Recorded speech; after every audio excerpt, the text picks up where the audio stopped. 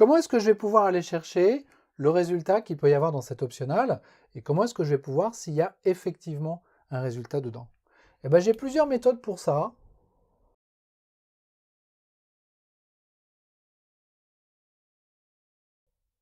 J'ai une première méthode qui s'appelle isEmpty, qui va me retourner vrai ou faux, dépendamment que j'ai une valeur ou pas dans l'optional.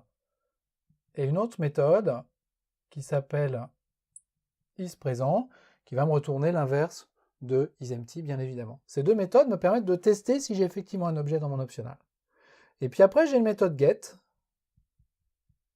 qui va me permettre tout simplement de récupérer le résultat que j'ai dans cet optional. Si je suis absolument certain d'avoir réduit un stream qui n'est pas vide, je peux appeler get directement de façon assez sécurisée. Get va me retourner l'objet qui sera wrappé. Et puis j'ai une méthode qui me permet de cumuler les deux, qui s'appelle orElse. Et cette méthode orElse, elle prend un objet de type t en paramètre, sur optional de t bien évidemment. Et cette méthode orElse va me retourner l'argument que je lui passe en paramètre si jamais l'optional est vide. Donc en fait, ce orElse, il cumule un isEmpty ou isPresent avec un get, une espèce de get à l'intérieur.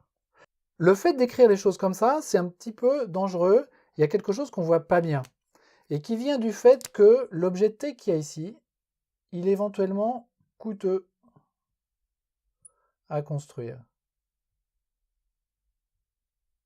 Qu'est-ce qui se passe si cet objet est coûteux à construire?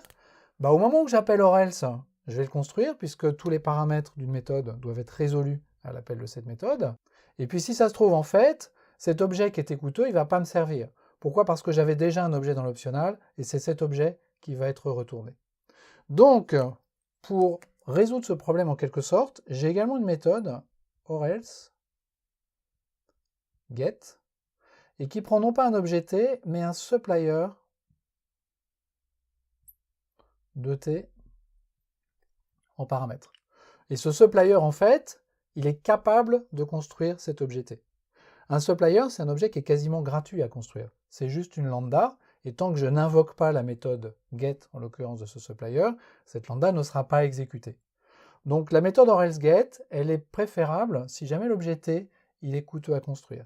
Il suffit en fait que je fasse juste ça à la place, que je l'appelle avec t, et puis si j'ai le code coûteux à exécuter pour construire t, et en fait ce supplier il est gratuit à construire, et le coût de la construction de t ne sera payé que si j'appelle la méthode get de ce supplier.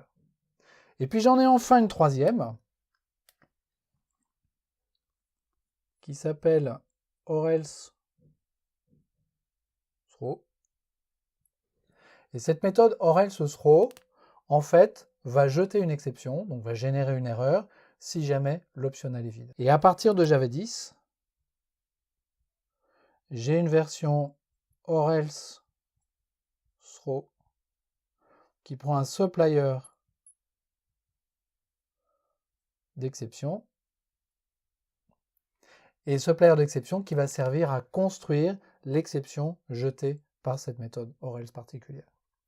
Donc en fait, j'ai une première collection de méthodes qui me permettent d'aller chercher la valeur qui se trouve dans l'optional de façon explicite, avec des méthodes qui permettent de tester s'il y a effectivement quelque chose dans l'optional ou pas, et puis qui vont me permettre également de contrôler les erreurs qui vont être générées, les exceptions qui vont être générées par cette méthode get, si jamais je l'invoque alors que l'optional est vide.